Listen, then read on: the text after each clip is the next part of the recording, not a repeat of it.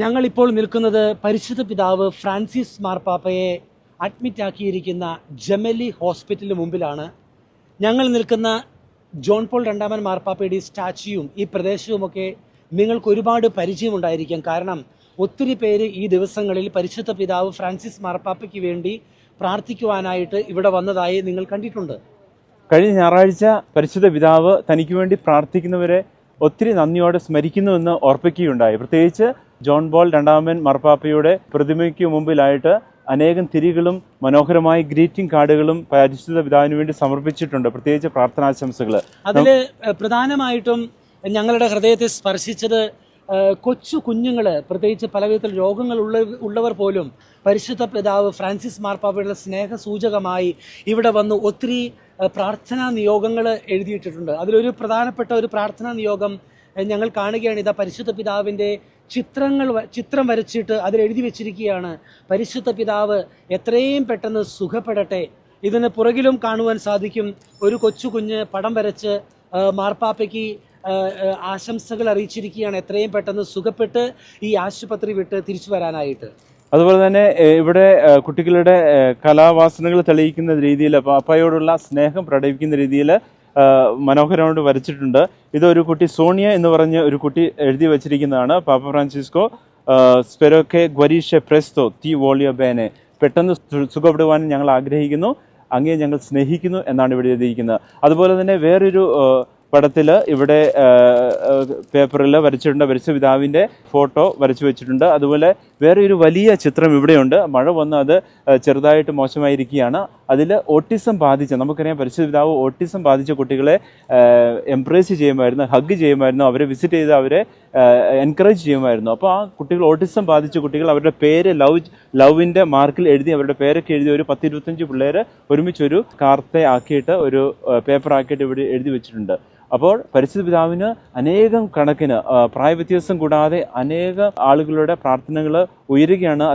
അതിൻ്റെ അടയാളമായിട്ട് ഇവിടെ മനോഹരമായിട്ട് ഇവർ എഴുതി വരച്ച് ഗ്രീറ്റിംഗ് കാർഡ് മുഖേന്ദ്ര ഇവിടെ വെച്ചിരിക്കുകയാണ്. ഇതെല്ലാം സൂചിപ്പിക്കുന്നത് പരിശുദ്ധ പിതാവിനോട് എത്രമാത്രം സ്നേഹമാണ് കുഞ്ഞു കുട്ടികൾക്കുണ്ടായിരുന്നത് എന്നാണ്. പലപ്പോഴും ഓഡിയൻസിന്റെ സമയത്ത് നിങ്ങൾ ശ്രദ്ധിച്ചു കാണും, പരിശുദ്ധ പിതാവ് കുഞ്ഞുങ്ങളുടെ അടുത്തേക്ക് ഓടി വരികയും അവരെ സ്പർശിക്കുകയും ആശീർവദിക്കുകയൊക്കെ ചെയ്യുന്നത്. പ്രിയപ്പെട്ടവരെ, ഞങ്ങൾ ഇവിടെ നിന്ന് ചിന്തിക്കുകയായിരുന്നു, ഈ കുഞ്ഞുമക്കൾ പരിശുദ്ധ പിതാവിന് വേണ്ടി ലോകമെമ്പാടും അർപ്പിക്കപ്പെടുന്ന മറ്റ് പ്രാർത്ഥനകളോട് ചേർത്ത് സമർപ്പിച്ച് ഈ പ്രാർത്ഥനകൾ ദൈവം സ്വീകരിക്കാതിരിക്കുമോ?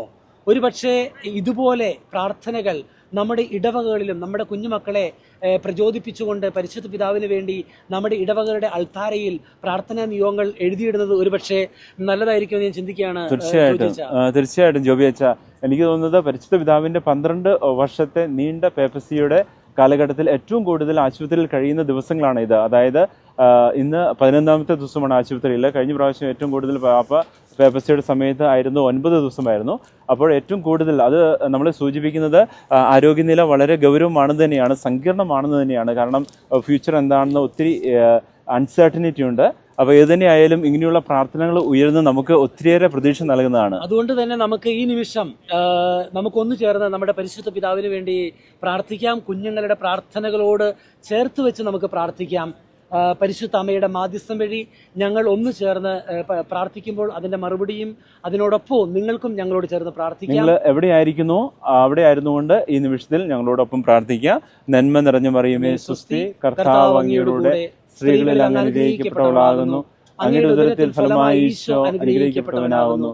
പരിശുദ്ധ മറിയമേ തമ്പുരാന്റെ അമ്മേ, പാപികളായ ഞങ്ങൾക്ക് വേണ്ടി എപ്പോഴും ഞങ്ങളുടെ മരണസമയത്തും തമ്പുരാനോട് അപേക്ഷിച്ചുകൊള്ളണമേ. ആമേൻ. ഗുഡ്നസ് ടെലിവിഷൻ ചാനലിന് വേണ്ടി ഫാദർ ജോജി പോൾ കളരിക്കലിനോടൊപ്പം ഫാദർ ജോബി പോൾ കാച്ചപ്പള്ളി. ദൈവം നിങ്ങളെ അനുഗ്രഹിക്കട്ടെ.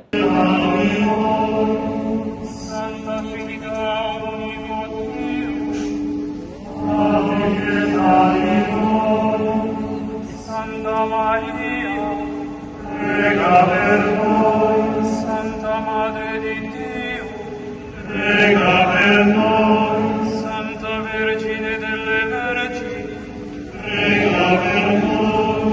Madre di Cristo, prega per noi.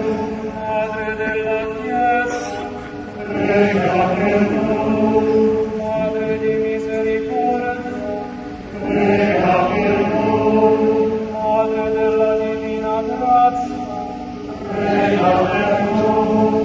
Madre della speranza, prega per noi. Madre purissima, prega per noi.